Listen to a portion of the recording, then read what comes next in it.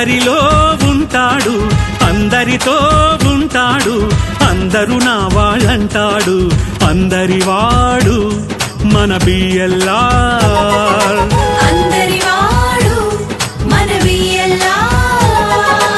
అందరికీ అందేవాడు, అందరికీ చెందినవాడు, అందరివాడు మన బిఎల్ఆర్.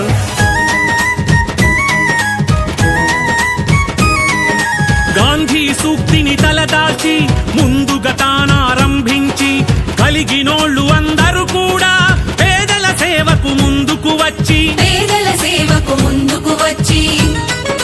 ప్రేమను చూపాలంటాడు, అది మన బాధ్యత అంటాడు.